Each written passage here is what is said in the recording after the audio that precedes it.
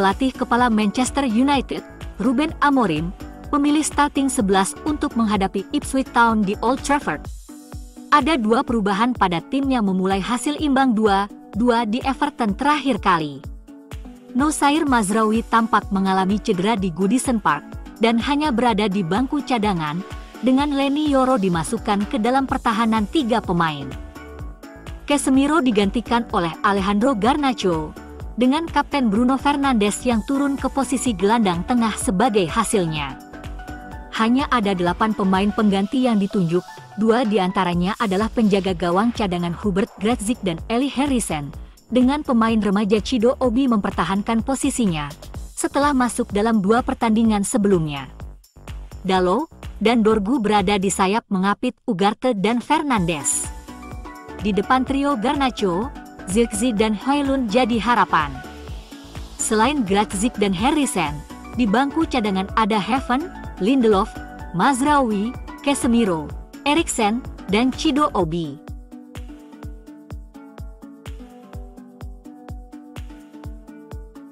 Seperti biasanya, di babak pertama MU tidak punya pijakan yang kokoh.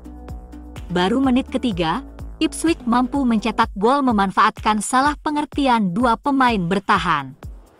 Back pass Dorgu gagal diamankan Onana, dan jatuh ke kaki Jadon Vilogin yang menceploskan bola ke gawang kosong. Selepas gol itu, MU bangkit dan mendominasi laga. Namun, serangan dari open play MU masih mudah dihalau bek-bek lawan. Justru dari bola mati MU lebih berbahaya. Terbukti 2 gol langsung hadir dari situasi bola mati. Menit 22, Kapten lawan Morsi mencetak gol bunuh diri penyama kedudukan. 4 menit kemudian De Ligt menyambar bola kemelut di muka gawang. Situasi jadi sangat positif buat MU. Hingga menit 43 Dorgu dianggap melakukan terjangan berbahaya dan dikartu merah wasit. Akibatnya, Ipswich bangkit dan membombardir gawang Onana. Vilogin sukses mencetak gol kedua dan menyamakan kedudukan di masa injury time. Di awal babak kedua, Amorim tetap berpegang pada rencana permainan dengan meniadakan salah satu pemain nomor 10, Garnacho. Mazraoui masuk mengisi posisi Dorgu. MU akan mengandalkan bola-bola mati. Dan benar saja, gol ketiga dari bola mati hadir di menit kedua babak kedua. Harry Maguire datang dari belakang menyundul bola masuk ke gawang lawan. Unggul 3-2 MU lalu bertahan dengan disiplin dan sukses mengamankan 3 poin. Sebuah kemenangan berharga yang diraih dengan sedikit keberuntungan. Tetapi kerja keras skuad hari ini layak diapresiasi.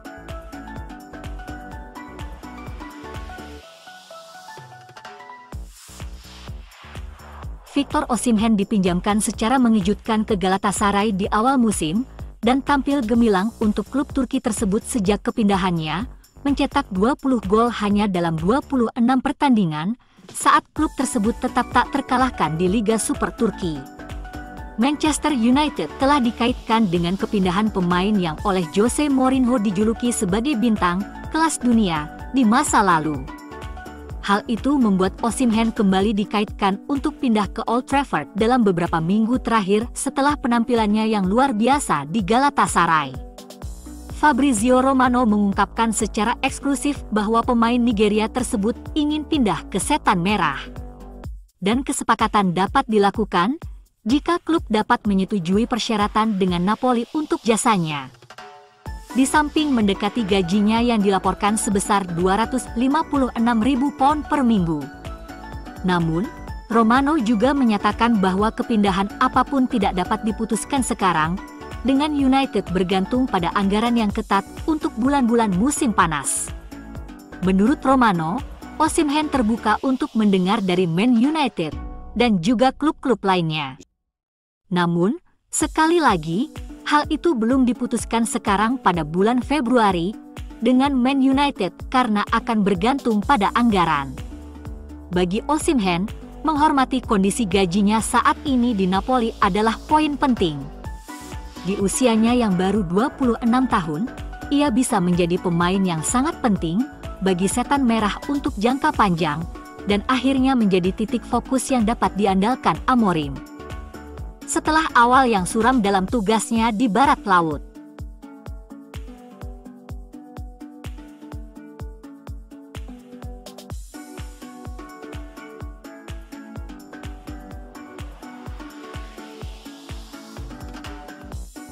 mantan manajer Manchester United, Erik ten Hag, telah mengecam pemain modern yang tidak dapat menerima kritik setelah perselisihan publiknya dengan Cristiano Ronaldo, Jadon Sancho, dan Marcus Rashford. Ten Hag menegaskan bahwa bintang-bintang generasi Z tidak dapat menerima kritik.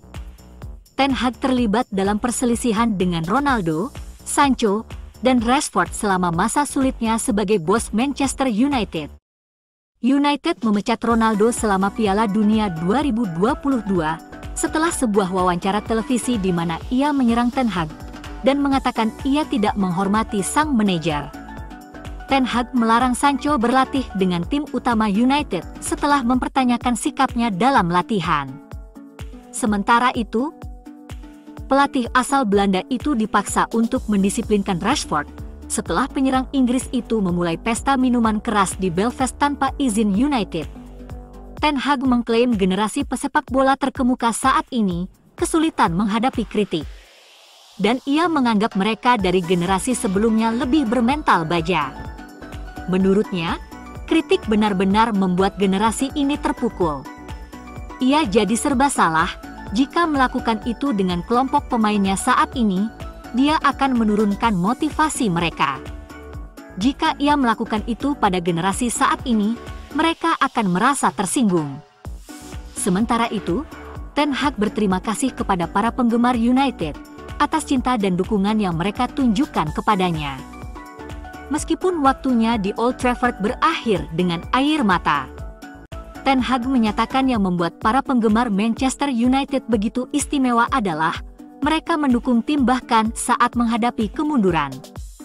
Ten Hag merasa dihargai dan selalu merasakannya saat berjalan di jalanan Manchester.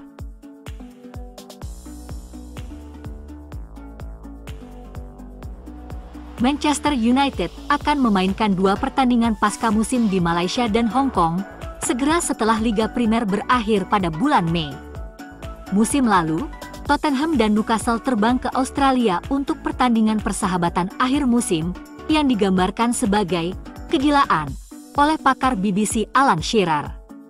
Beban kerja yang meningkat pada pemain elit telah banyak dibahas musim ini dengan perluasan Piala Dunia antar klub FIFA dan format Liga Champions UEFA yang lebih besar.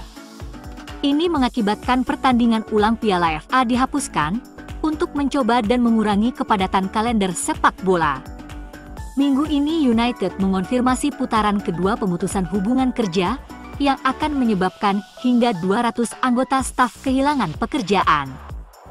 Meskipun menghasilkan pendapatan besar dari pendapatan komersial, hari pertandingan, dan penyiaran, United telah kehilangan lebih dari 300 juta pound dalam 5 tahun terakhir. Pada hari Selasa, pelatih kepala Ruben Amorim menerima tanggung jawab kelompok tim utama untuk meningkatkan pendapatan sebagai mesin klub. Salah satu cara untuk melakukannya adalah dengan memainkan pertandingan di luar negeri. Klub ini akan kembali ke Amerika Serikat musim panas mendatang sebagai bagian dari turnamen pramusim Liga Primer yang akan dimulai pada akhir Juli setelah Piala Dunia antar klub berakhir. Meskipun belum ada yang ditandatangani, hampir dapat dipastikan bahwa United akan berangkat ke timur jauh untuk 2 pertandingan melawan lawan yang belum disepakati. Ada jeda waktu seminggu antara pertandingan terakhir melawan Aston Villa pada 25 Mei dan final Liga Champions pada 31 Mei.